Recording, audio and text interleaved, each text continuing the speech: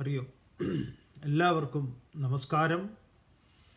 ഗീതാജ്ഞാന യജ്ഞത്തിലേക്ക് ഏവരെയും സഹർഷം സ്വാഗതം ചെയ്യുന്നു. 3-ാം അധ്യായം കർമ്മയോഗം. ഏറ്റവും പ്രധാനപ്പെട്ട ഏതൊരു സാധാരണക്കാരനെ സംബന്ധിച്ചും അവൻ്റെ ജീവിതവുമായി ബന്ധപ്പെട്ട് നിൽക്കുന്ന ഒരുപാട് സംശയങ്ങൾക്കുള്ള പൂർണ്ണ വ്യക്തത നൽകുന്ന അധ്യായമാണ് ഈ കർമ്മയോഗം എന്ന് പറയുന്ന 3-ാം അധ്യായം. നമ്മളെല്ലാവരും തന്നെ ഓരോ പ്രകാരത്തിൽ കർമ്മങ്ങളിൽ ബന്ധിതരാണ്. പല വിധത്തിലുള്ള കർമ്മങ്ങൾ, പലതിലും നമുക്ക് ഒരുപാട് സംശയങ്ങളുണ്ട്. ഇന്ന കർമ്മം കൊണ്ടാണോ കർമ്മദോഷം, അത് ഇത് എന്നൊക്കെ പറഞ്ഞ് കുറേ നമ്മളെ സംശയത്തിലാക്കുകയും അതേസമയം നമ്മൾ മര്യാദയ്ക്ക് ജീവിച്ചു പോരുമ്പം നമ്മുടെ ഉള്ളിലേക്ക് സംശയങ്ങളെ ജനിപ്പിച്ച് നമ്മുടെ ജീവിതത്തെ കുത്തുപാളയാക്കാൻ വേണ്ടിയിട്ട് ശ്രമിക്കുന്നവരും സദാ നമുക്ക് ചുറ്റുമുണ്ട്. കൂടാതെ കുറേ അന്ധവിശ്വാസങ്ങളുടെ, അനാചാരങ്ങളുടെയും, ജ്യോത്സ്യം, അത് ഇത് എന്നൊക്കെ പറഞ്ഞ കുറേ ഏടാകൂടങ്ങൾ. ഇവിടെയൊക്കെ നമുക്കൊരു വ്യക്തമായ ദിശാബോധം നൽകുന്നത് ഭഗവത്ഗീത തന്നെയാണ്. ഭഗവത്ഗീതയിലെ ജ്ഞാനം തന്നെയാണ്. ഭഗവാൻ ഇവിടെ പറഞ്ഞു, 3-ാം അധ്യായം കർമ്മയോഗത്തിൽ 16-ാമത്തെ ശ്ലോകം കൊണ്ട് പറഞ്ഞത്, ഏവം പ്രവർത്തിതം ചക്രം ന അനുവർത്തയതീഹ അഖായുരിന്ദ്രിയാരാമ മോഖം പാർത്ഥ സജീവതി. ഇതാണ് നമ്മൾ ഇന്നലെ ചർച്ച ചെയ്തു വെച്ചത്. അവനവന് വേണ്ടിയിട്ട് അവനവൻ ഉണ്ടാക്കുന്ന ഭക്ഷണം എന്ന് പറയുന്നത് പാപമാണ് അവൻ ഭുജിക്കുന്നത് എന്ന് പറയാം. പാപത്തെ അവൻ ഭുജിക്കുന്നു. എങ്ങനെ പറയുന്നത്? ഏവം പ്രവർത്തിതം ചക്രം. ഇതൊരു ക്രമബദ്ധമായി പ്രവർത്തിക്കുന്നതാണ്. ഇവിടെ ഒരു വ്യവസ്ഥിതിയുണ്ട്. ഇതിന് വ്യവസ്ഥിതി ഇല്ലാത്തതൊന്നുമല്ല, ഇതിനൊരു വ്യവസ്ഥിതിയുണ്ട്. ആ വ്യവസ്ഥിതിക്കനുസരിച്ച് പ്രവർത്തിക്കുന്ന ഈ പ്രപഞ്ച ചക്രത്തെ ന അനുവർത്തയതീഹ. ഇവിടെ ആരാണ് അനുവർത്തിക്കാത്തത് എന്ന് പറഞ്ഞു കഴിഞ്ഞാൽ, ആരാണ് സ്വാർത്ഥമോഹിയായിട്ട് അപരനെ പരിഗണിക്കാതെ രാമകൃഷ്ണദേവൻ പറയുന്നത് പോലെ ഒരു കൈക്കോട്ട് മനോഭാവത്തോടു കൂടി ജീവിക്കുന്നത്? അവൻ്റെയൊക്കെ കാര്യമേ പോക്കാണ് എന്ന് പറഞ്ഞു. അകായുഹുവാണ് അവൻ. പാപത്തെയാണ് അവൻ ഭുജിക്കുന്നത്. അകായു എന്ന് പറഞ്ഞു കഴിഞ്ഞാൽ പാപി. ഇന്ദ്രിയാരാമഹ, സർവോപരി അവൻ ഇന്ദ്രിയങ്ങളെ പോഷിപ്പിക്കുന്നതിൽ ബദ്ധശ്രദ്ധയുള്ളവനാണ്. കാണുക, കേൾക്കുക, രുചിക്കുക, സ്പർശിക്കുക, ഘ്രാണിക്കുക. രാവണനാണ് അവൻ, ദശകണ്ഠനാണ് എന്ന് പറയും. 10 തലകൾ അതിനെ പ്രതിനിധാനം ചെയ്യുന്നതാണ്. അങ്ങനെയുള്ള അവൻ്റെ മോഹം ഹേ പാർത്ഥ അർജുന സ ജീവതി മോഖം, അവൻ്റെ ജീവിതമേ പോക്കാണ് എന്ന് പറയും. ഇത്രയും പറഞ്ഞ് ഇതുവരെയാണ് നമ്മൾ ചർച്ച ചെയ്തത്. തുടർന്ന് ഭഗവാൻ പറയുന്നു 3-ാം അധ്യായത്തിൽ 17-ാമത്തെ ശ്ലോകത്തിൽ, യസ്ത്വാത്മരതിരേവ സ്യാദ് ആത്മതൃപ്തശ്ച മാനവഃ ആത്മന്യേവ ച സന്തുഷ്ടഃ തസ്യ കാര്യം ന വിദ്യതേ. യഹ തു ആത്മരതിഃ ഏവ സ്യാദ് ആത്മതൃപ്തശ്ച മാനവഃ ആത്മനി ഏവ ച സന്തുഷ്ടഃ തസ്യ കാര്യം ന വിദ്യതേ. ഒരുത്തൻ്റെ കാര്യം പോക്കാണെന്ന് പറഞ്ഞു. ആരുടെ? ഈ കർമ്മചക്രത്തെ, ഈ യജ്ഞചക്രത്തെ, ഈ വ്യവസ്ഥിതിയെ അനുസരിച്ച് അല്ലെങ്കിൽ അതിനെ ഉൾക്കൊള്ളാതെ ജീവിക്കുന്നവൻ്റെ കാര്യം. മറ്റൊരാൾ ആരാണ്? യാതൊരുവനാകട്ടെ, യഹ മാനവഹാത്തു, മനനം ചെയ്യാൻ തൽപരനായിട്ടുള്ള. മാനവൻ എന്ന് പറഞ്ഞാൽ മനനം ചെയ്യാൻ, നരൻ എന്ന് പറഞ്ഞാൽ നേതൃഗുണമാർന്നവൻ. ഇങ്ങനെയൊക്കെയാണ് പേര്, നരൻ എന്നൊക്കെയാണ്, പക്ഷെ കണക്കാണ് കാര്യം.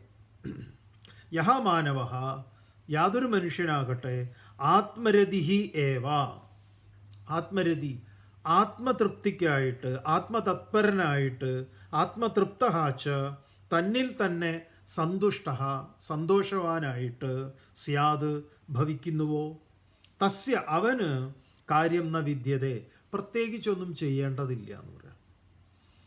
എന്തുകൊണ്ടെന്നാൽ അവൻ്റെ സന്തോഷത്തിന്, ആനന്ദത്തിന് വേണ്ടി ഇതരങ്ങളായിട്ടുള്ള ഒന്നിനെയും പീഡിപ്പിക്കുകയോ മറ്റേതെങ്കിലും വിധത്തിൽ അതിനൊരു ഹാനി ഉണ്ടാക്കുകയോ ചെയ്യുന്നില്ല.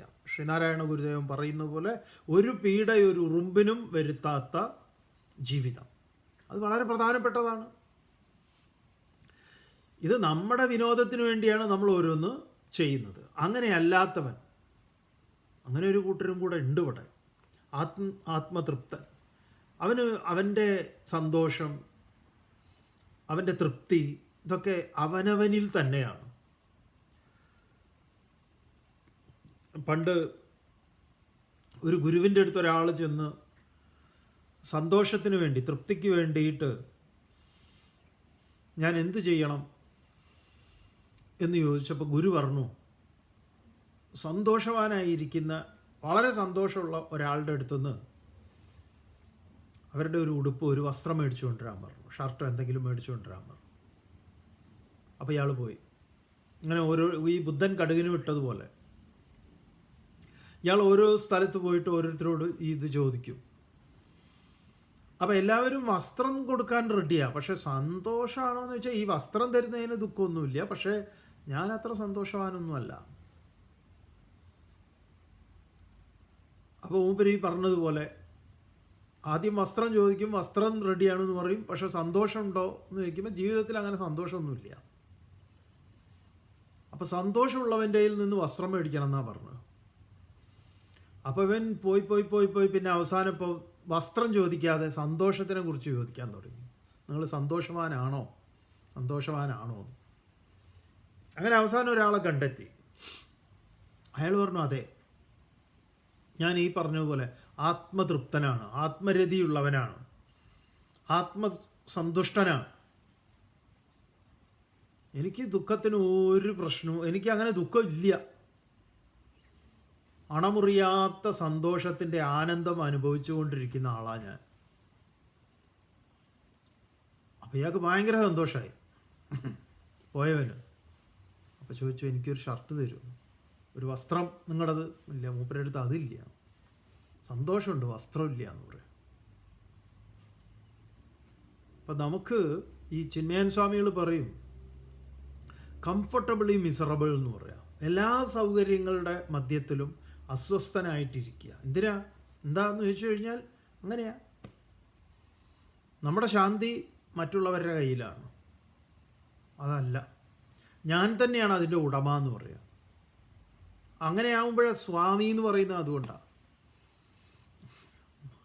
ഈ സന്തോഷത്തിൻ്റെയും സുഖത്തിൻ്റെയും ഒക്കെ ഉടമയായിരിക്കുന്നവൻ ആരോ അവനാണ് സ്വാമി. അപ്പം നമ്മുടെ സന്തോഷവും നമ്മുടെ തൃപ്തിയും ഒന്നും മറ്റൊരാൾക്ക് നമുക്ക് നൽകാൻ സാധിക്കുന്നതല്ല. വളരെ പ്രധാനമാണ്. അതുകൊണ്ട് മറ്റുള്ളവരാണ് നമ്മളെ സന്തോഷിപ്പിക്കുന്നത്. അങ്ങനെ എൻ്റർടൈൻ ചെയ്യാനായിട്ട് നമ്മളിങ്ങനെ കുറച്ച് പേരെയൊക്കെ, രാജാവ് അങ്ങനെ കുറേ ആളുകളെയൊക്കെ കോമഡിക്കും അതിനും ഇതിനൊക്കെ വെച്ചിട്ടുണ്ട്. അതേപോലെ നമ്മുടെ എൻ്റർടൈൻമെൻറ്റിന് വേണ്ടിയിട്ടാണ് നമ്മളിങ്ങനെ ഓരോന്നൊക്കെ TV അത് ഇത്. നമ്മൾ സ്വയം ആലോചിച്ച് നോക്കേണ്ട കാര്യങ്ങളുണ്ട് പലതും. നമ്മൾ ഒറ്റയ്ക്ക് ഇരിക്കുമ്പോൾ നമുക്ക് കറണ്ട് പോയാൽ അല്ലെങ്കിൽ നെറ്റ്വർക്ക് ഇല്ലെങ്കിൽ ആകെ പ്രശ്നമായി പോകും. പണ്ട് ഇതൊക്കെ ഉണ്ടായിരുന്നോ? പണ്ട് എന്തൊക്കെയാണ് നമ്മുടെ സൗഹൃദങ്ങളിൽ. നമ്മളൊക്കെ യുവാവായിരിക്കുന്ന സമയത്ത് ഈ ഫോണൊന്നും ഇല്ലല്ലോ. ഫോൺ ഉണ്ടെങ്കിൽ തന്നെ ഫോണൊക്കെ ഡോക്ടർമാരുടെ വീട്ടിലും അങ്ങനെയുള്ളവരുടെയൊക്കെ വീട്ടിലാണ്. അങ്ങനെയുള്ള അത്യാവശ്യമുള്ളവരും ഇത്ര ഫോണൊക്കെ വേണ്ടു. അല്ലാത്തവർക്ക് എന്തിനാ ഫോൺ എന്നുള്ളതാണ്. ഫോൺ കണക്ഷൻ കിട്ടണമെങ്കിൽ എത്ര നിൽക്കണം എന്നറിയോ? പണ്ടൊക്കെ തെരഞ്ഞെടുപ്പിൽ മത്സരിച്ച ഫോൺ കണക്ഷൻ കിട്ടുമായിരുന്നു. അങ്ങനെ ഫോൺ കണക്ഷന് വേണ്ടി മത്സരിച്ചവരുണ്ട്. ഡോക്ടർക്ക് കിട്ടും. ഈ കാർഡ്, വിസിറ്റിംഗ് കാർഡ് അടിക്കുമ്പോൾ അതിൽ ഫോണിന് PP എന്ന് പറയും, ഫോൺ നമ്പർ വയ്ക്കും. PP എന്ന് പറഞ്ഞാൽ എന്താ? സ്വന്തം ഫോണല്ല, അടുത്ത വീട്ടിലെ ആരുടെയോ ഫോണാണ്. അപ്പോൾ അത് PP വെച്ചിട്ടാണ് നമ്മൾ ഈ കാർഡ് കൊടുക്കുക. അപ്പോൾ വിളിക്കുന്നവൻ ഹലോ ഇന്നാളെ കിട്ടുമെന്നൊന്നും പെട്ടെന്ന് ചോദിക്കാൻ പാടില്ല എന്നാണ് അതിൻ്റെ അർത്ഥം. സാറേ സാറിൻ്റെ അടുത്തുള്ള വേലായുധനെ ഒന്ന് കിട്ടാൻ പറ്റുമോ സാറേ എന്നൊക്കെ വളരെ ഇതായിട്ട് ചോദിക്കണം. അപ്പോൾ നിങ്ങൾ കുറച്ച് കഴിഞ്ഞിട്ട് വിളിച്ചോളൂ കേട്ടോ, പറഞ്ഞു വിടാം ആരെങ്കിലും. അപ്പോൾ ഇവിടുന്ന് ഈ വീട്ടിൽ നിന്ന് ആരോടെങ്കിലും പറയും, മോനെ ആ വേലായുധന് ഫോൺ വരും എന്ന് പറഞ്ഞേക്കൂ. വേലായുധനാണെങ്കിൽ അറിയാം അത് വരുന്നു. അപ്പോൾ അവിടെ ചുറ്റിപ്പറ്റിയിട്ടുണ്ടാവും. അപ്പോൾ ഈ പി പി എന്ന് പറഞ്ഞാൽ പണ്ട് തമാശയായിട്ട് നമ്മൾ പറയാറുണ്ട്, പി പി എന്ന് പറഞ്ഞാൽ പോയി പറയുക, അതാണ് പി പി. അപ്പോൾ ആ പി പി ഒക്കെ ഇന്ന് എവിടെയാ? ഇന്ന് കയ്യിൽ തന്നെ മൊബൈൽ ഇറങ്ങിയപ്പോൾ പിന്നെ അതിന് നെറ്റ്വർക്കിൻ്റെ പ്രശ്നങ്ങളായിരുന്നു. ആ നെറ്റ്വർക്ക് അതൊക്കെ മാറി. എന്തൊക്കെ ഫോണിൽ തന്നെ ആൻഡ്രോയിഡൊക്കെ വന്നതോടുകൂടി തന്നെ കാര്യങ്ങളെല്ലാം മാറിയില്ലേ. ഇപ്പോൾ ഒരു ഫോണിൽ 2 സിമ്മ്, 2 വാട്സാപ്പ്, എന്തൊക്കെയാണ് സഞ്ചരിക്കുന്ന ലോകം. മാറിപ്പോയി. അപ്പം ഇതിനെയൊക്കെ ആശ്രയിച്ച് ഇതിലൊക്കെയാണ് നമ്മുടെ രതിയിരിക്കുന്നത്, തൃപ്തിയിരിക്കുന്നത് എന്ന് വന്നു കഴിഞ്ഞാൽ ഇതില്ലെങ്കിലുള്ള അവസ്ഥയോ വലിയ പ്രശ്നമാണ്. അപ്പം ഇതില്ലാത്ത കാലത്ത്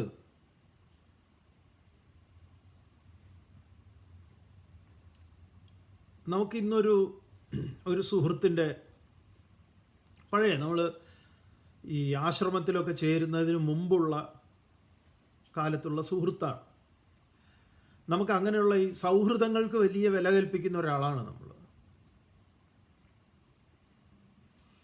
അങ്ങനെയുള്ള സൗഹൃദങ്ങളുണ്ട്.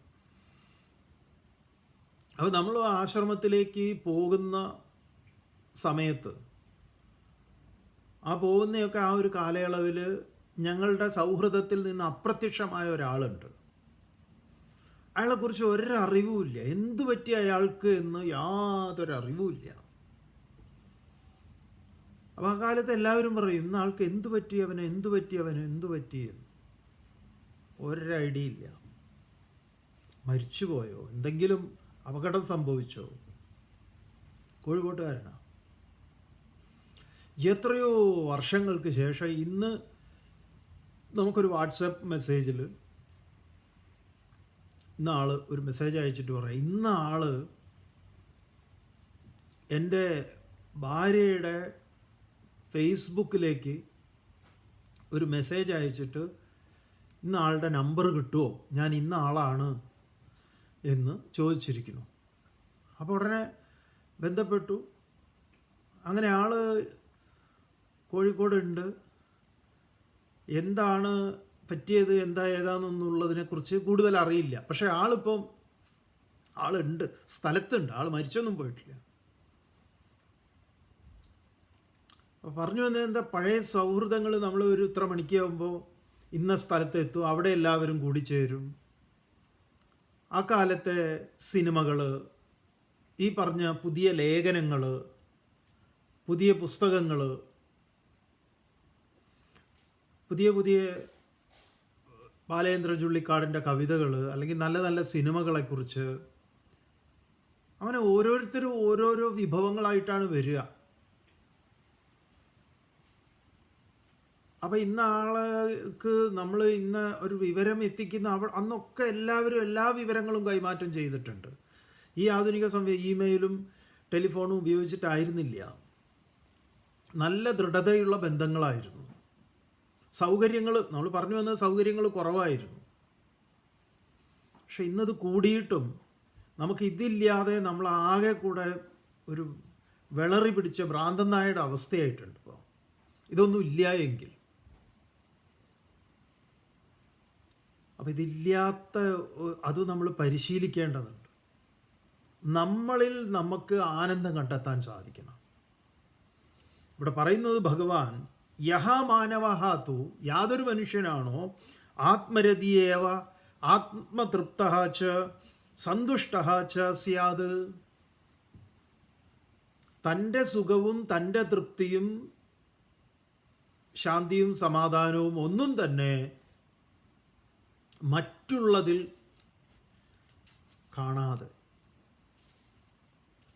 കറണ്ട് പോയാൽ തുടങ്ങി, ഇന്നതൊക്കെ ഇല്ലാതെയായാൽ, ടി വി കണക്ഷൻ പോയാൽ, ചായ കിട്ടാഞ്ഞാൽ, പതിവായിട്ട് 4 മണിക്ക് എണീറ്റാൽ ഉടനെ ഒരു ചായ കൂടിയുണ്ട്. അങ്ങനെ മൂപ്പര് 4 മണിക്ക് എണീറ്റപ്പോൾ ഭാര്യ അവരുടെ വീട്ടിൽ പോയതാണ്. എന്തോ അമ്മയ്ക്ക് സുഖമില്ലാന്നോ എന്തോ പറഞ്ഞിട്ട്. അപ്പോഴേക്കും മൂപ്പർക്ക് ഇവിടെ ഒരു ചായ സ്വന്തമായിട്ട് ഇട്ട് കുടിച്ചിട്ടില്ല, കുറച്ച് കാലം ആയിട്ട്. അത് കിട്ടാത്തതിൻ്റെ അസ്വസ്ഥത. അപ്പം പതിവായി കിട്ടാത്തൊരു ചായ കിട്ടാതിരുന്നാൽ നമ്മുടെയൊക്കെ മൊത്തം ശാന്തി സമാധാനവും പോവും. നമുക്ക് ഇതേപോലെ പരിചയമുള്ള വേറൊരാളുണ്ട്. ആശ്രമത്തിൽ ചേരുന്നതിന് മുമ്പ് കോഴിക്കോട് നിന്ന് ഞങ്ങൾ കാസർഗോട്ടേക്ക് പോവുക. ആ ആൾ പാവൊന്നുമില്ല, മരിച്ചുപോയി. കോഴിക്കോട് നിന്ന് കാസർഗോട്ടേക്ക് പോവുക. അപ്പം ഇയാൾ എന്താ പറയുക, തിരക്കിട്ടിട്ടാണ് വീട്ടിൽ നിന്ന് ഇറങ്ങിയത്. കാറിലാണ് പോകണം. തിരക്ക് വളരെ വേഗത്തിൽ പോകേണ്ടതുകൊണ്ട് വീട്ടിൽ പോയി അങ്ങോട്ട് പിക്ക് ചെയ്ത് അങ്ങനെ പോവുകയാണ്. ഇയാൾ കുറച്ച് നേരം വൈകിയിട്ടുണ്ട്, വേഗം എത്തണം, ഇത്രയും ഡ്രൈവ് ചെയ്യാനുമുണ്ട്. അപ്പോൾ കുറച്ച് കഴിഞ്ഞപ്പോൾ തന്നെ കോഴിക്കോട് ഇങ്ങോട്ട് പാസ് ചെയ്യുന്നതിന് മുമ്പ് തന്നെ മൂപ്പര് തുടങ്ങിയ എന്താ പറയുക, അസ്വസ്ഥത കാണിക്കാൻ തുടങ്ങി. എന്താണ്, ബനിയൻ ഇട്ടിട്ടില്ല ഉള്ളിൽ.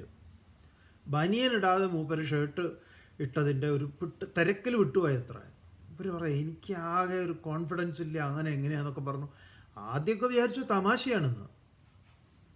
പിന്നെ നോക്കുമ്പോൾ എന്താന്ന് പറഞ്ഞാൽ ആൾ കാര്യമാണ്, ഭയങ്കര കാര്യമായിട്ട്. അപ്പോൾ പിന്നെ ഞങ്ങൾ എന്തായി, ഈ കട എവിടെയെങ്കിലും ഉണ്ടാവും നോക്കുകയായി ഈ പോണ വഴിയിൽ. അങ്ങനെ അവസാനം ഒരു കടയെ കണ്ട് അവിടെ നിർത്തിയിട്ട് അവിടെ അതിൻ്റെ ഉള്ളിൽ കയറി അവിടുന്ന് ഒരു മൂപ്പരുടെ സൈസിലുള്ള ബനിയൻ വാങ്ങി ഇട്ട് കഴിഞ്ഞപ്പോൾ ആളാകെ മാറിപ്പോയി. മാറുകയെന്ന് പറഞ്ഞാൽ ഭയങ്കര മുഖമാറ്റമൊക്കെ വന്നു, കോൺഫിഡൻസ് ആയി അത്ര. എന്നിട്ട് പോവുക. അപ്പോൾ ഒരു ബനിയനിലാണ് നമ്മുടെ മൊത്തത്തിലുള്ള എന്താ പറയുക, നമ്മൾ ആലോചിക്കണം. നമുക്ക് പതിവായിട്ട് കിട്ടാത്ത എന്തെങ്കിലും ഇതുണ്ടെങ്കിൽ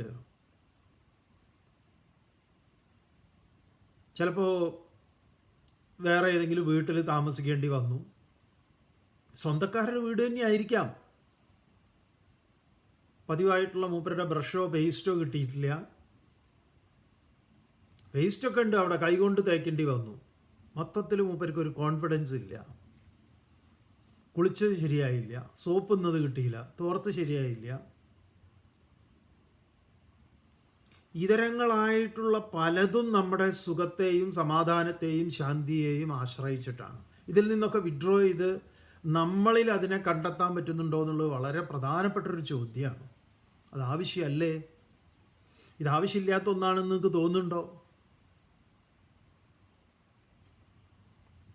അതുകൊണ്ട് ആത്മതൃപ്തശ്ച ആത്മസന്തുഷ്ട, അവൻ്റെ കാര്യം എന്ന വിദ്യത, വേറെ ഒന്നും നോക്കാനില്ല. കാരണം മൂപ്പരെന്താ, ചില കുട്ടികളെക്കുറിച്ച് ചിലർ പറയാറുണ്ട്, അവനങ്ങനത്തെ യാതൊരു ഇതുമില്ല, എന്നൊന്നുമില്ല, മൂപ്പര് എന്തിനും ചെയ്യാം.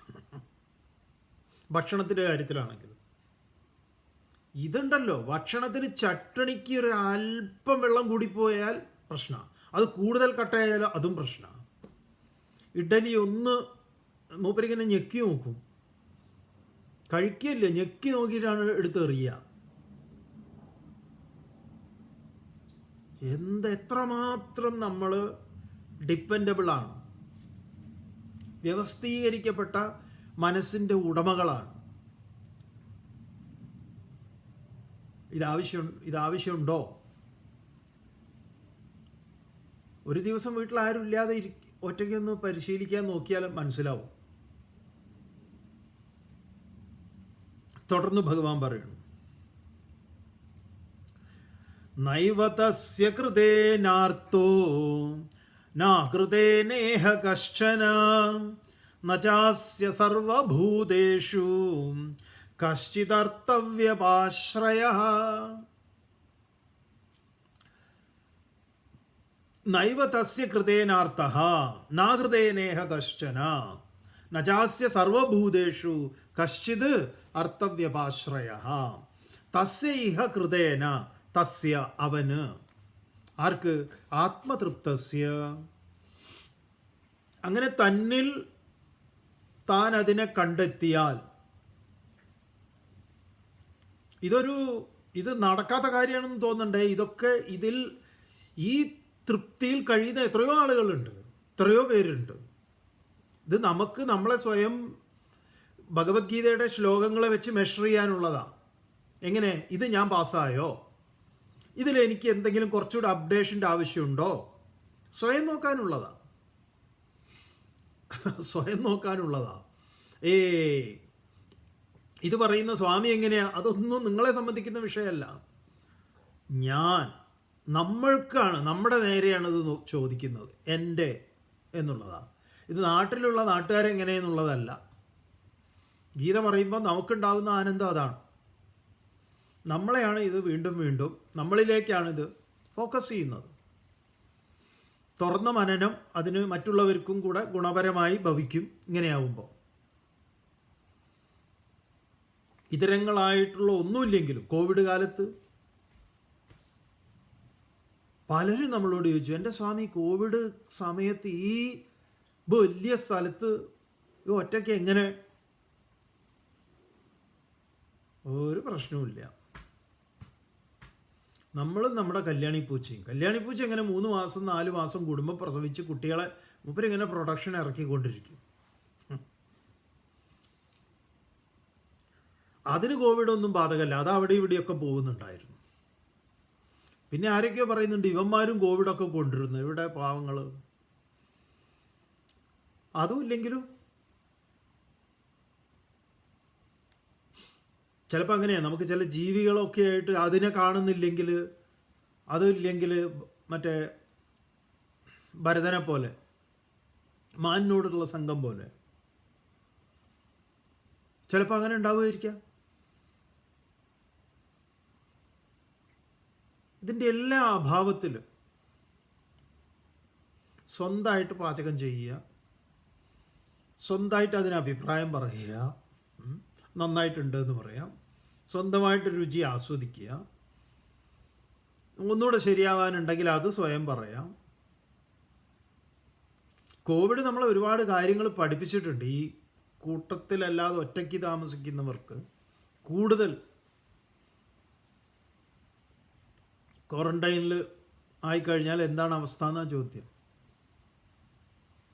അപ്പം അവന് ഇഹ കൃതേന, ഈ ലോകത്ത് കൃതേന കർമ്മം ചെയ്തതുകൊണ്ട് അർത്ഥ ന ഏവ, പ്രത്യേകിച്ചൊന്നുമില്ല. അതായത് അയാൾ കർമ്മം ചെയ്ത് എന്തെങ്കിലും ഈ തൃപ്തിയൊന്നും ഉണ്ടാക്കിയെടുക്കുന്ന ആളല്ല. ന കർമ്മണ. പിന്നെയോ അകൃതേന, കർമ്മം ചെയ്യാതിരുന്നത് കൊണ്ട് അങ്ങനെയില്ല, ചെയ്തതുകൊണ്ടില്ല, ചെയ്യാതിരുന്നത് കൊണ്ടും ഇല്ല. അസ്യ അവന് സർവഭൂതേഷു, സർവജീവജാലങ്ങളിലും അർത്ഥവ്യപാശ്രയ, എന്തെങ്കിലും ആശ്രയിക്കേണ്ടതായിട്ട് ഉണ്ടോ എന്ന് ചോദിച്ചാൽ കശ്ചിത് നച, ഒന്നും തന്നെയില്ല. പ്രപഞ്ചത്തിലെ ഒരു ജീവജാലങ്ങളിൽ നിന്നും അവൻ ഒന്നിനെയും കാക്ഷിക്കുന്നില്ല, അതിനുപദ്രവം ചെയ്യുന്നില്ല എന്നുള്ളത് വേറൊരു കാര്യം. ഇനി അത് തനിക്ക് എന്തെങ്കിലും വിധത്തിലുള്ള സന്തോഷം ഉണ്ടാക്കി തരണം എന്നുള്ള കാര്യത്തിൽ പ്രത്യേകിച്ച് എന്തെങ്കിലും ചെയ്യാനുണ്ടോ എന്ന് ചോദിച്ചാൽ അതുമില്ല. ചെയ്തതുകൊണ്ട് നഷ്ടപ്പെടാനോ ചെയ്യാതിരുന്നത് കൊണ്ട് നഷ്ടമോ ചെയ്തതുകൊണ്ട് നേട്ടമോ രണ്ടുമില്ല.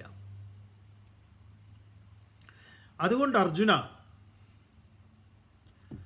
ഭഗവാൻ ഇത് ചിലപ്പോൾ ഇത് കേൾക്കുമ്പോൾ നിങ്ങൾക്ക് ചില സംശയങ്ങളൊക്കെ ഉണ്ടാവും. ആ സംശയത്തെ തന്നെ മുൻനിർത്തി അടുത്ത ശ്ലോകം പറയുക. തസ്മാദസക്ത സതതം കാര്യം കർമ്മ സമാചര, അസക്തോ ഹ്യാചരൻ കർമ്മ പരമാപ്നോതി പൂരുഷഃ. തസ്മാത്, അതുകൊണ്ട്, അസക്ത സതതം കാര്യം കർമ്മ സമാചര, ഹേ അർജുന, അതുകൊണ്ട്, ഏതുകൊണ്ട്, ഇതൊക്കെയാണ് കാര്യം എന്നുള്ളത് കൊണ്ട്, അസക്ത, സംഘരഹിതനായി, ഏതെങ്കിലും തരത്തിലുള്ള ഒരു സംഘം അതിലില്ലാതെ സംഘരഹിതനായിട്ട്, സംഘരഹിതൻ എന്ന് പറഞ്ഞാൽ ഫലകാംക്ഷ കൂടാത്തവനായിട്ട്, സതതം കാര്യം കർമ്മ, എല്ലാ സമയവും കാര്യം കർമ്മ, ചെയ്യേണ്ടതായ കർമ്മത്തെ, സമാചര, സമ്യക്കാചര, നല്ലവണ്ണം നീ ചെയ്താലും അർജുന. ഹി, എന്തെന്നാൽ അസക്ത, ഈ ആസക്തി ഇല്ലാത്തവനായിട്ട് കർമ്മ ആചരൻ പുരുഷ, കർമ്മത്തെ ആരാണോ ചെയ്യുന്നത് അവന് പരം ആപ്നോതി, അവൻ പരമമായതിനെ പ്രാപിക്കും. അതുകൊണ്ട് കർമ്മം ചെയ്താൽ എന്തെങ്കിലും കിട്ടുകയോ കർമ്മം ചെയ്യാതിരുന്നത് കൊണ്ട് നഷ്ടപ്പെടുകയോ ഇല്ല. എന്നാലും ഇയാൾ എന്ത് ചെയ്യുന്നു? കർമ്മം ചെയ്യുന്നു. എന്തിനാണത്? ലോകസംഗ്രഹമേവാപി. ഭഗവാൻ അടുത്തത് പറയാം. എന്തിനാ ഞാനിത് ചെയ്യുന്നത്? കർമ്മണൈവ ഹി സംസിദ്ധിം ആസ്തിതാ ജനകാദയഃ ലോകസംഗ്രഹമേവാപി സംപശ്യൻ കർത്തുമർഹതി സംപശ്യൻ കർത്തുമർഹസി. കർമ്മണ ഏവ ഹി സംസിദ്ധി ആസ്തിത ജനകാദയഃ. ജനകാദയഃ, ജനകൻ മുതലായിട്ടുള്ള രാജർഷിമാർ, അവരൊക്കെ രാജാവുമാണ് ഋഷിയുമാണ്. അതാണ് രാജർഷി എന്ന് പറയുന്നത്. രാജ്യം ഭരിക്കുന്നവരാണ്, പക്ഷേ ഒരു ഋഷി മനസ്സിൻ്റെ ഉടമയുമാണ്. ജനകൻ, സീതയുടെ അച്ഛൻ, മൂപ്പര് ജ്ഞാനിയാണ്. മറ്റു കുറച്ച് അജ്ഞാനമൊക്കെ നമ്മളിപ്പോൾ അഷ്ടാവക്രനുമായിട്ടുള്ള സംവാദത്തിലൊക്കെ കുറച്ചൊക്കെ കാണും. അജ്ഞാനത്തിൻ്റെ തലങ്ങളിലൊക്കെ ജനകൻ പല സംവാദങ്ങളിലും അല്ലെങ്കിൽ പല ജ്ഞാനികളായിട്ടുള്ളവരുടെ കൂട്ടത്തിൽ അങ്ങനെ ഉണ്ടായി കാണാം. അല്ലാതെ ഒരു പൂർണ്ണനായിട്ടുള്ള ഒരു ആളായിട്ടല്ല മറ്റു പലയിടത്തും നമ്മൾ കാണുക. പക്ഷേ ഇവിടെ ഭഗവാൻ ഉദാഹരിക്കുന്നത് ജനകനെയാണ്. പറയുന്നു ജനകാദയ, ജനകനെ പോലുള്ള രാജാക്കന്മാർ. അപ്പോൾ ഒരു രാജാവിന് എന്തുണ്ട്? രാജാവിൽ ഒരുപാട് കർമ്മങ്ങളുണ്ട്. കാരണം രാജാവിന് ശത്രുക്കളുണ്ടാവും. ഈ ശത്രുക്കളെ ഉന്മൂലനം ചെയ്യേണ്ട ഇടപാടുണ്ട്. അതുപോലെ തന്നെ അതിഥി സൽക്കാരമുണ്ട്. ഇത് സദാസമയം കർമ്മത്തിൻ്റെ മൂർധന്യത്തിലിരിക്കുന്ന ഒരാളാണ് രാജാവ്. ഈ ലോകത്തിൻ്റെ തൻ്റെ രാജ്യത്തെ സകല കർമ്മങ്ങളുടെയും നെടുന്തൂണായിട്ട് നിൽക്കുന്ന ആളാണ് സ്വാഭാവികമായിട്ടും. അപ്പോൾ ആ രാജാവ്, അങ്ങനെ ഒരു രാജാവിൻ്റെ പേരവിടെ പറയുന്നത് ജനകൻ. ജനകാദയ കർമ്മണ ഏവ സംസിദ്ധിം ആസ്തിത. കർമ്മങ്ങളെ ചെയ്തുകൊണ്ട് തന്നെയാണ് അവർക്ക് എന്തുണ്ടായിട്ടുള്ളത്? ഈ സിദ്ധി കൈവരിച്ചിട്ടുള്ളത്.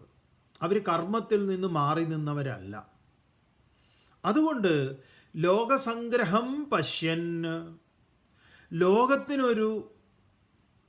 ലോകസംഗ്രഹം എന്ന് പറഞ്ഞാൽ ജനരക്ഷയ്ക്ക്, ജനഹിതത്തിനായിട്ട്, ലോകകല്യാണത്തിനായിട്ട്, നാടിൻ്റെ നന്മയ്ക്ക് വേണ്ടി എന്നൊക്കെ പറയും. അതിനു വേണ്ടിയിട്ട് എന്താണ്? അതിനെ മുൻനിർത്തിയിട്ട് ഏവ അഭി കർത്തും ത്വം അർഹസി, നീ കർമ്മം ചെയ്യാൻ നീ തയ്യാറാകണം. അതുകൊണ്ട് ഇവിടെ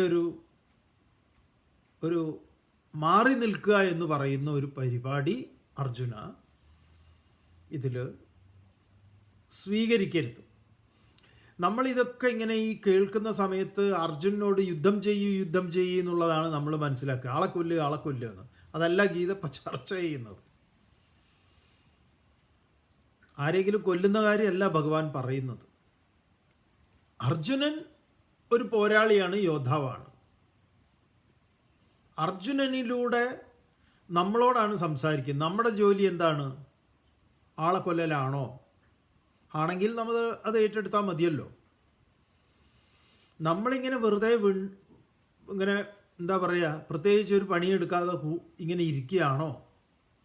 നമ്മളെക്കുറിച്ചൊക്കെ ചിലർക്ക് അങ്ങനെ തോന്നാറുണ്ട്. വെറുതെ എന്തെങ്കിലുമൊക്കെ ചിലർ നമ്മളോട് ചോദിക്കാറുണ്ട്, നമ്മളെ പരിഹസിക്കുന്നവർ, വാർക്കപ്പണിക്ക് പോയിക്കൂടെ എന്ന്. നമ്മൾ ചെയ്യുന്നതേ വാർക്കപ്പണിയാണേ. എന്താ നമ്മൾ വാർക്കുന്നത്? നമ്മുടെ ഗുരുനാഥൻ പറഞ്ഞ ആർട്ട് ഓഫ് മാൻ മേക്കിംഗ്, അതൊരു വാർക്കപ്പണിയാണല്ലോ. മനുഷ്യനെ വാർക്കുന്ന പണിയാണ്. അതുകൊണ്ട് വാർക്കപ്പണി മോശമായിട്ടുള്ള പണിയല്ല. വാർക്കപ്പണി എന്ന് പറഞ്ഞാൽ സ്പിരിച്വലായിട്ടുള്ളതാണ് വാർക്കപ്പണി. ഇനി അതല്ല, ഈ പറഞ്ഞ വീടുണ്ടാക്കുന്ന അതിന് തട്ടടിക്കുക, കോൺക്രീറ്റ് മിക്സ് ചെയ്യുക, അത് ആ ജോലി ചെയ്യുക, അതെന്തിനാണ് മോശമായിട്ട് കാണുന്നത്? ജോലി ഓരോരുത്തർ ഓരോ ജോലി, അതൊക്കെ ജോലിയല്ലേ, കർമ്മങ്ങളാണ്. അങ്ങനെ പോയി വർക്ക് പണിക്ക് പോകാൻ പറ്റൂ ഒരാൾക്ക്? ഓരോരുത്തരും എടുക്കുന്ന പണിയുണ്ട്, അത് അവരവർ എടുക്കും.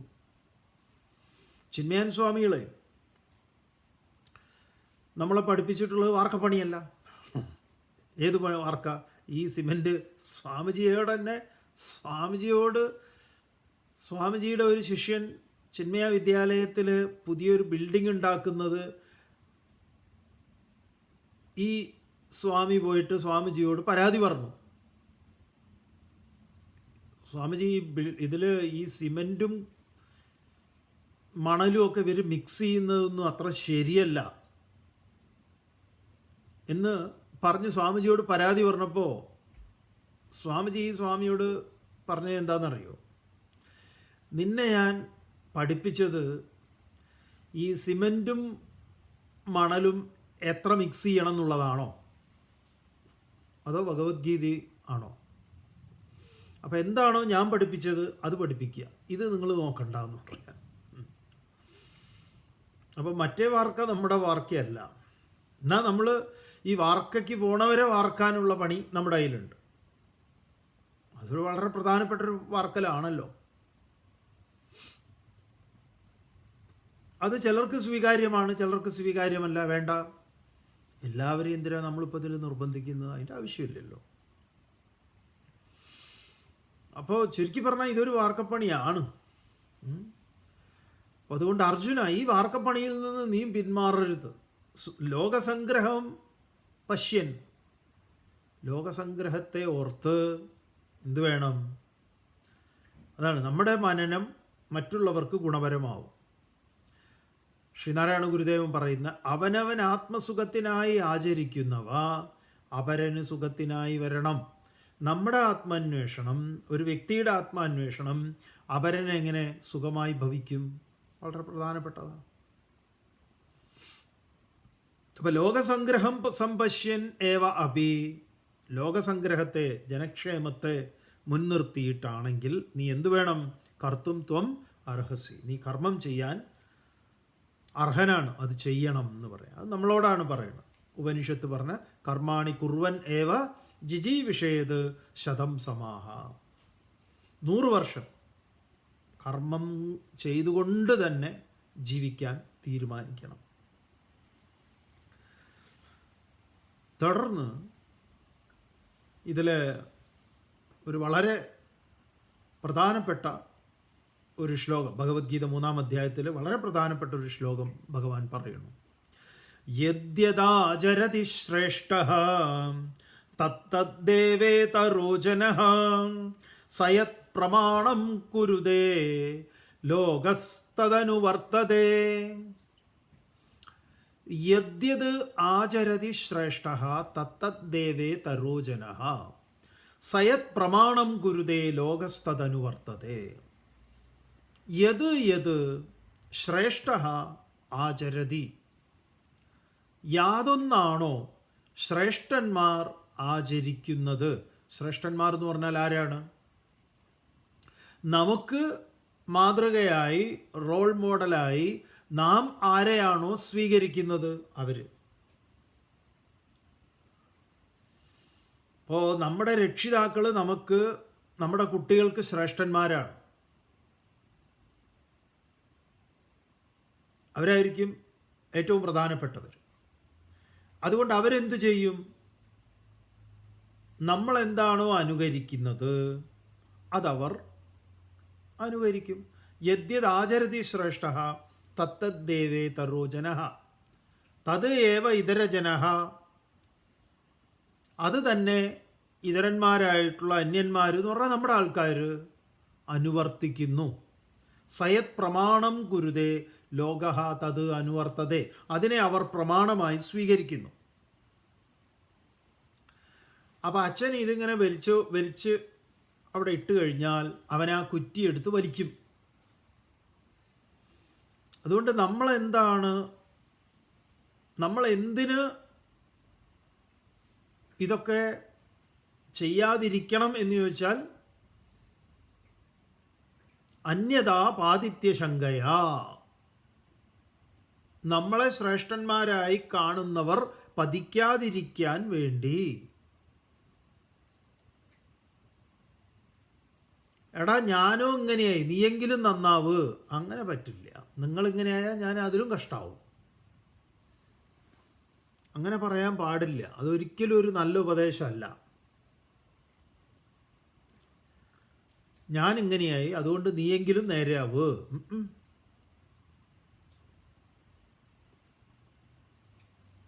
നീ പഠിക്കണം. ഞാൻ പഠിച്ചിട്ടില്ല, ഞാൻ സ്കൂളിലൊന്നും പോയിട്ടില്ല.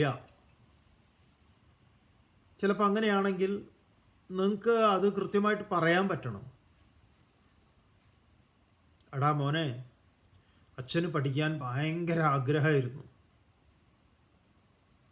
പക്ഷേ ഇന്നത്തെ പോലെയൊന്നും ആയിരുന്നില്ല. അച്ചാച്ചന് ഞങ്ങൾ കുറേ പേരുണ്ടായിരുന്നു മക്കൾ. അപ്പോൾ നമ്മളെയൊക്കെ സ്കൂള് കുറേ ദൂരത്താണ്.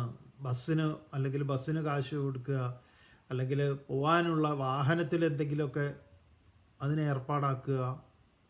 ഇന്നത്തെ പോലെ നിൻ്റെ സ്കൂൾ വണ്ടി വരുന്നത് പോലെയൊന്നും അന്ന് അച്ഛന് വണ്ടിയൊന്നും ഇല്ല. അന്ന് വണ്ടിയുണ്ട്, അതൊക്കെ വലിയ കാശുള്ള വീട്ടിലെ കുട്ടികളാണ് പോയിക്കൊണ്ടിരുന്നത്.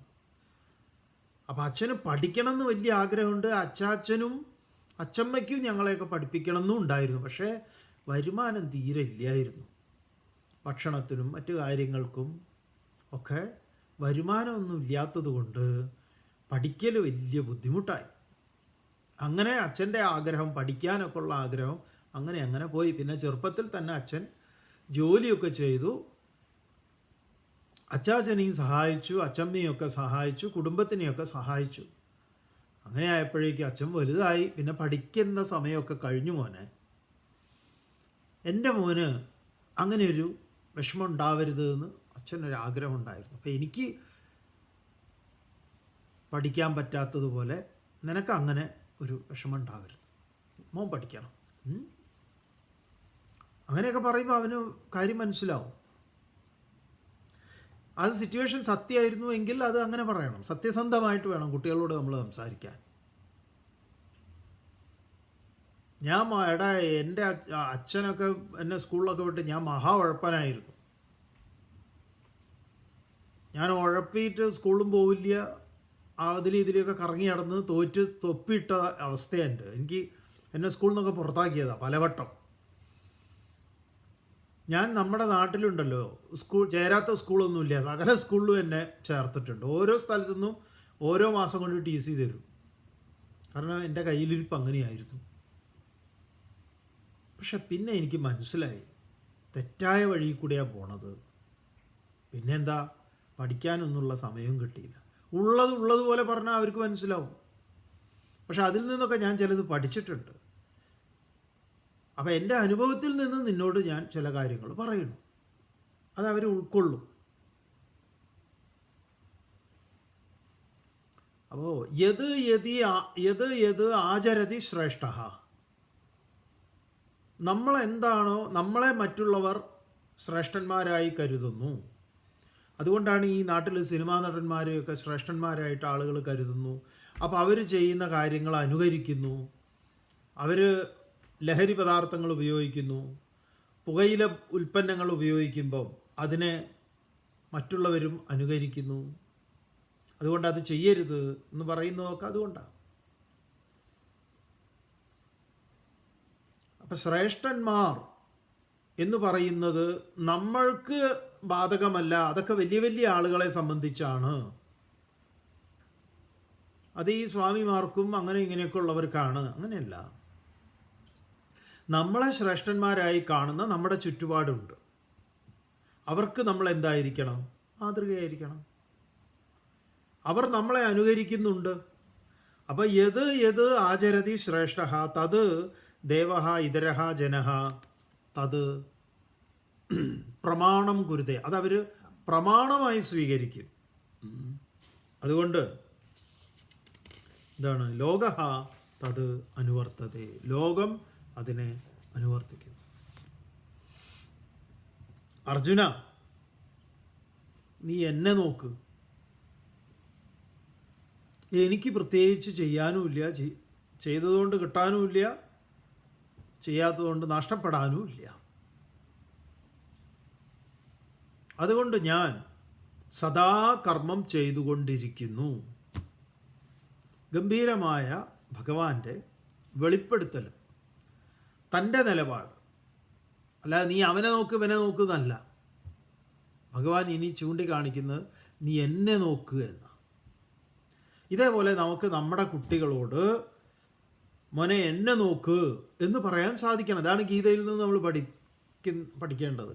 എടാ നീ അവനെ നോക്ക് ഇവനെ നോക്കുന്നല്ല, അപ്പുറത്തവനെ നോക്ക് ഇപ്പുറത്തവനെ നോക്കുന്നല്ല. ഇങ്ങനെ വിവാഹം കഴിഞ്ഞാൽ നമ്മുടെ സംസ്കാരത്തിൽ ഒരു ചടങ്ങുണ്ട്, ധ്രുവം പശ്യ അരുന്ധതിയും പശ്യ എന്ന് പറയുന്ന. ധ്രുവ നക്ഷത്രത്തെ വിവാഹം കഴിഞ്ഞവരെ അവർക്ക് ലക്ഷ്യം കാണിച്ചു കൊടുക്കുന്നതാണ്. ഉയർന്നു നിൽക്കുന്ന നക്ഷത്രം ധ്രുവം, അരുന്ധതി ചേർന്ന് നിൽക്കുന്നത്. ഇങ്ങനെ ഭാര്യയും ഭർത്താവ് ഉയർന്നു നിൽക്കണം, ഭാര്യ എപ്പോഴും കൂടെ നിൽക്കണം. അങ്ങനെയൊക്കെയുള്ള ഉപദേശം ഓരോ സിമ്പലുകളെ ചൂണ്ടിക്കാണിച്ചു കൊടുക്കും. അപ്പം അങ്ങനെയല്ല. ധ്രുവം പശ്യ അരുന്ധതിയും പശ്യൊന്നും ഇല്ലപ്പോൾ. അപ്പോൾ പെണ്ണിൻ്റെ വീട്ടുകാരുടെ ധനം പശ്യ. അവർക്ക് എത്ര റബ്ബർ ഉണ്ട് വെട്ടാൻ, റബ്ബർ എസ്റ്റേറ്റ് പശ്യ, കാറ് പശ്യ, വാടക കെട്ടിടം പശ്യ. അപ്പോൾ അവരുടെ സ്വഭാവം പശ്യ കാണണ്ട. രണ്ടു കൂട്ടർ അങ്ങോട്ടും ഇങ്ങോട്ടും. അപ്പം നിന്നെ കാണാൻ എന്ന് പറഞ്ഞാൽ നമ്മളെ ഓരോരുത്തരും മാതൃകയാക്കാൻ നോക്കാൻ ആളുണ്ട്. അതുകൊണ്ട് ഭഗവാൻ ഇവിടെ പറയുന്നത് നീ എന്നെ നോക്ക്. ഇതുപോലെ നമുക്ക് എന്നെ നോക്കിപ്പടി. എന്താ പറയണത്? നമേ പാർത്ഥാസ്തി കർത്തവ്യം ത്രിഷു ലോകേഷു കിഞ്ചന നാനവാപ്തമവാപ്തവ്യം വർത്ത ഏവ ച കർമ്മണി. നമേ പാർത്ഥാസ്തി കർത്തവ്യം. ഹേ പാർത്ഥ അർജുന, മേ കർത്തവ്യം ന അസ്തി. എനിക്ക് പ്രത്യേകിച്ച് ചെയ്യേണ്ടതായിട്ട് എന്നോട് ആരും ചോദിക്കാനൊന്നുമില്ല. എത്ര പേരുണ്ട് അങ്ങനെയെന്നറിയുക. അവരെപ്പോഴും മാതൃകയാണ്, പ്രവർത്തിച്ചുകൊണ്ടേയിരിക്കും. നമേ കർത്തവ്യം ന അസ്തി. എനിക്ക് ചെയ്യേണ്ടതായിട്ടൊന്നുമില്ല. യതഹ ത്രിഷു ലോകേഷു, ഈ 3 ലോകത്തും. പക്ഷെ അനവാപ്തം, എവിടെയെങ്കിലും എന്തെങ്കിലും പ്രാപിക്കേണ്ടതായിട്ടുണ്ടോ എന്ന് ചോദിച്ചാൽ അതുമില്ല. അവാപ്തവ്യം, കിട്ടേണ്ടതും നഷ്ടപ്പെടേണ്ടതും കിട്ടാത്തതും. കിഞ്ചന ന അസ്തി, ഒന്നും തന്നെ ഇല്ല. പക്ഷേ ഞാൻ എന്താ ചെയ്യുന്നത്? കർമ്മണി വർത്തേ ഏവ, ഞാൻ സദാ കർമ്മത്തിൽ നിരതനാണ്. എപ്പോഴും കർമ്മം ചെയ്തുകൊണ്ടിരിക്കുന്നു. ഇതാണ് നാരദർ കൃഷ്ണനെ പരീക്ഷിക്കാൻ നോക്കിയ കഥ പറയുന്നത്. മനോഹരമായിട്ട് ഭാഗവതത്തിൽ പറയും. ഓരോ വീട്ടിലും മൂപ്പര് പോയി. കൃഷ്ണൻ്റെ ഒരു വീട്ടിൽ നോക്കുമ്പോൾ മൂപ്പര് ഒരു ഭാര്യയ്ക്ക് തലമുടി ചീവി കൊടുക്കുന്നു. ഭർത്താവ് അങ്ങനെ ഭാര്യയെ തലമുടി ചീവി കൊടുക്കാമോ എന്നൊക്കെ ചോദിച്ചു കഴിഞ്ഞാൽ കൃഷ്ണൻ ചെയ്തു കൊടുത്തിട്ടുള്ളത്. ഇതൊക്കെ ആ കല്യാണം കഴിഞ്ഞ് ആദ്യത്തെ 2 ദിവസമൊക്കെ ഉണ്ടാവും, അത് കഴിഞ്ഞാൽ കഴിഞ്ഞു. അല്ല, എക്കാലവും നമുക്ക് ചെയ്യാൻ പറ്റണം. അപ്പോൾ ഒരു വീട്ടിൽ പോയപ്പോൾ കുട്ടിയെ കുളിപ്പിക്കുന്നു, വേറൊരു വീട്ടിൽ പോയപ്പോൾ എന്തോ അടുക്കളയിൽ പച്ചക്കറി മുറിക്കുന്നു, വേറൊരു വീട്ടിൽ പോയപ്പം മക്കളുടെ വിവാഹാലോചനകളെക്കുറിച്ച് ചിന്തിക്കുന്നു, ഒരു സ്ഥലത്ത് പോയപ്പോൾ കളിക്കുന്നു, ഭാര്യയോടുകൂടി തമാശകളൊക്കെ പറഞ്ഞിങ്ങനെ ഉല്ലസിക്കുന്നു. ഇങ്ങനെ നാരദർ ഓരോരോ വീടുകളിൽ, ഈ 16,108 വീട്ടിൽ നാരദർ കയറി ഒരേ സമയം. ഇങ്ങനെ ഓരോ സ്ഥലത്ത് ഇറങ്ങി പോവുക. അപ്പം അങ്ങനെ നാരദർ കാണുന്നത് ഓരോ വീടിലും കൃഷ്ണൻ ഓരോരോ കാര്യങ്ങൾ ചെയ്തുകൊണ്ടിരിക്കുക. ഇന്നത്തെ ഭാഷയിൽ പറഞ്ഞാൽ ഒരു സ്ഥലത്ത് കൃഷ്ണൻ ഇങ്ങനെ എന്താ പറയുക, ഫേസ്ബുക്കും ട്വിറ്ററും വാട്സാപ്പും ഒക്കെ നോക്കിക്കൊണ്ടിരിക്കാം. എന്തായാലും അന്നത്തെ നാരദർ കാണുന്ന കൃഷ്ണൻ എന്താന്ന് പറഞ്ഞാൽ വളരെ ആക്റ്റീവായിട്ടുള്ള കൃഷ്ണനാണ്. ഈ ഗൃഹസ്ഥാശ്രമത്തിലെ സർവ്വ കാര്യങ്ങളിലും കൂടെ വ്യാപരിക്കുന്ന കൃഷ്ണൻ നർമ്മസല്ലാപം നടത്തിക്കൊണ്ടിരിക്കുന്നു, തമാശകൾ പറയുന്നു, കളിക്കുന്നു, ചിരിക്കുന്നു കുട്ടികളുടെ കൂടെ. വളരെ രസമായിട്ടുള്ളൊരു സന്ദർഭമാണ് ശ്രീമദ് ഭാഗവതത്തിൽ. അനുസ്യൂതം കർമ്മത്തിൻ്റെ മൂർധന്യമായിട്ടുള്ള ആളാണ്. കർമ്മം ഒഴിഞ്ഞ സമയമില്ല, പ്രത്യേകിച്ച് ചെയ്യേണ്ടതൊന്നുമില്ല. നമ്മളിങ്ങനെ എന്തെങ്കിലും ചെയ്യുന്നവരോട് നമുക്ക് എന്ത് പരിഹാസമാണെന്നറിയോ? നോക്കണേ, അയാൾക്കൊക്കെ മര്യാദയ്ക്ക് പൂത്ത കാശുണ്ട്, എന്നിട്ടും ആ ദരിദ്രവാസി പോണത് കണ്ടില്ല സൈക്കിളും എടുത്തിട്ട്. അയാൾക്ക് ബെൻസ് കാറിൽ മലർന്ന് കിടന്ന് പോവാം. ഇയാൾക്ക് വല്ല കാര്യമുണ്ടോ ഈ തൊക്കട വണ്ടിയിൽ ഇങ്ങനെ പോണ്ടത്?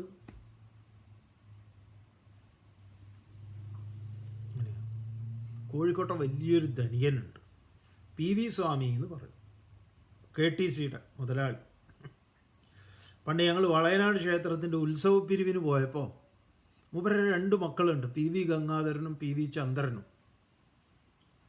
മാധവി സ്വാമി ഭാര്യ, മൂപ്പരും വലിയ സ്വാമി. അപ്പോൾ ഈ പിരിവ്, തിരുവാതിര ഇങ്ങനെയൊക്കെ ഉള്ളതിന് കോഴിക്കോട്ടുകാർക്ക് വളരെ പ്രിയപ്പെട്ട ഒരു, തിരുവാതിരയ്ക്കൊക്കെ മലർക്കെ തുറന്നു വെച്ചിരിക്കുന്ന ഒരു വീടാണ്. വരുന്നവർക്കൊക്കെ ഇങ്ങനെ കാശ് കൊടുക്കും, കാശ്, ഭക്ഷണം, അതൊക്കെ ഉണ്ടാവും. ഫുൾ തിരുവാതിരയ്ക്ക് അവിടെ ഫുൾ ഓപ്പൺ ആക്കുന്ന ഒരു ദിവസമാണ്. ആ പ്രദേശത്തുള്ള കോഴിക്കോട്ടെ സകല ആൾക്കാരും വരും അവിടെ. കാരണം നല്ല ഇവരിതൊക്കെ ആസ്വദിക്കും. ഇവരെല്ലാവരും ഉണ്ടാവും മുന്നിൽ ഇങ്ങനെ ഇരിക്കാൻ. ഈ കാണിക്കുന്ന പിള്ളേരൊക്കെ കാണിക്കുന്ന ഈ വേഷം കെട്ടി കാണിക്കുന്ന ഓരോന്നൊക്കെ കണ്ട് ചിരിച്ച് അതൊക്കെ ആസ്വദിക്കാനുണ്ടാവും. അന്ന് അക്കാലത്ത് തന്നെ അവർ ഭയങ്കരന്മാരാണ് അവിടെ. അപ്പോൾ അദ്ദേഹത്തിൻ്റെ ആ മരണത്തിൻ്റെ ആ സമയം വരെ അദ്ദേഹം ഓഫീസിൽ പോയ ആളാണ്. പറയുന്നത് എന്താന്ന് പറഞ്ഞാൽ, മൂപ്പർ ഇതേപോലെ ഒരിക്കൽ ഞങ്ങൾ പിരിവിന് ചെന്നപ്പോൾ, വളയനാട് ദേവീക്ഷേത്രത്തിൻ്റെ ഉത്സവ പിരിവിന് ചെന്നപ്പോൾ, അപ്പോൾ ഞങ്ങൾ ഈ എല്ലാവരുടെ അടുത്തും പിരിക്കും. അപ്പോൾ ഇന്നവർ ഇത്ര തന്നു, ഗംഗാരം മുതലാളി ഇത്ര തന്നു, ചന്ദ്ര മുതലാളി ഇത്ര തന്നു എന്ന് പറഞ്ഞു. അവരൊക്കെ 150 250 ഒക്കെ വെച്ച് എന്തോ തന്നിട്ടുണ്ട്. അപ്പോൾ ഇദ്ദേഹം വലിയ മൂപ്പര് PV സ്വാമി തന്നത് കുറച്ചാണ്, തീരെ കുറച്ചാണ്. 101 അങ്ങനെ എത്രയോ ആണ്. മറ്റവരൊക്കെ 501 എന്തോ തന്നിട്ടുണ്ട്. അന്നൊക്കെ അത് വലിയ സംഖ്യയാണ്. അപ്പോൾ നമ്മുടെ പിരിവെടുക്കുന്ന മെയിൻ ആൾ, ഇത് റെസീറ്റ് എഴുതി കൊടുക്കുന്ന ആൾ പറഞ്ഞു, അല്ല ഇങ്ങനെ ഇന്നവരൊക്കെ ഇത്ര തന്നു, ഇപ്പോൾ പോരാ നമുക്ക് എന്ന് പറഞ്ഞപ്പോൾ മൂപ്പര് പറഞ്ഞതേ, അതിന് ഓൻ്റെ അച്ഛൻ മുതലാളിയായിരിക്കും, എൻ്റെ അച്ഛൻ മുതലാളിയല്ല. അത് ശരിയാണ്. അദ്ദേഹം വളരെ താഴെ നിന്ന് വന്ന ആളാണ്. അത് മറന്നു പോവാതിരിക്കൽ. ഇപ്പം നമ്മളിവിടെ ഇങ്ങനെ പറയും, നമ്മുടെ ഇവിടെ നിന്ന് ഏത് തലത്തിൽ നിന്ന് ഞാൻ ഉയർന്നു വന്നു അത് ഞാൻ മറക്കുന്നില്ല എന്നുള്ളത്. കൃഷ്ണൻ ഈ കോണ്ടസ്റ്റ് പറയുമ്പം നമുക്ക് നമ്മുടെ കരചരണങ്ങൾ പ്രവർത്തിപ്പിക്കാൻ എത്ര കാലം ആവതുണ്ടോ അത്രയും കാലം. മറ്റവരെ നമ്മൾ പരിഹസിക്കാൻ നമുക്ക് ഒരു യോഗ്യതയുമില്ല. അയാൾക്ക് വല്ല ആവശ്യമുണ്ടോ? മക്കളൊക്കെ ഏത് നിലയിൽ ധനികരാണ്, വാടക കിട്ടാനുണ്ട്, വെറുതെ വീഴുന്ന നാളികേരം പെറുക്കി വിറ്റാനുണ്ട്. നമുക്കറിയാം അവരുടെ കണക്ക് എത്രയുണ്ട്, അവർക്ക് എത്ര വരുമാനമുണ്ട് നമ്മളാണ് ഈ അടുത്തുള്ളവരാ പറയുക. എന്നിട്ട് ഇയാൾക്ക് ഇങ്ങനെ പോകേണ്ട വല്ല കാര്യമുണ്ടോ? ഇതൊക്കെ ഒന്നും ചെയ്യാതെ ഇങ്ങനെ അവിടെ ഇരുന്ന് ബീഡിയും വലിച്ചിട്ടാണ് ഈ അഭിപ്രായം. ഈ കർമ്മയേ ഉള്ളൂ, ഈ മൂവ്മെൻറ്റ് മാത്രമേ ഉള്ളൂ. ഇതിൻ്റെ ഇടയിൽ ആരെങ്കിലും വഴി ചോദിച്ചു കഴിഞ്ഞാൽ ഇങ്ങനെയെന്ന് പറയില്ല, ഇങ്ങനെ മുട്ടോണ്ട് കാണിച്ചു കൊടുക്കും. ആ കൈയെടുത്ത് ഇത് കുറച്ച് കർമ്മം വരുമല്ലോ. അതുകൊണ്ട് മോനെ അർജുന, എനിക്ക് ചെയ്യാൻ എന്താ പറയുക, ചെയ്യേണ്ടതായിട്ടൊന്നുമില്ല ഈ 3 ലോകത്ത്, എന്നാലും ഞാൻ അനുസ്യൂതം ചെയ്തുകൊണ്ടിരിക്കണം. അതുകൊണ്ട് നീയും എന്ന് പറഞ്ഞാൽ നമ്മളും ഒന്നുമില്ല, ചക്കക്കുരുവെങ്കിലും വരണ്ടണം, അതിൻ്റെ തൊലി കളയണം, എന്തെങ്കിലുമൊക്കെ പണികൾ ചെയ്യണം. ശരീരയാത്രാപിച്ചതേ, ഇത് ശരീരത്തിനൊരു യാത്ര ഉണ്ട്, ഇതിനൊരു എക്സസൈസ് വേണമല്ലോ.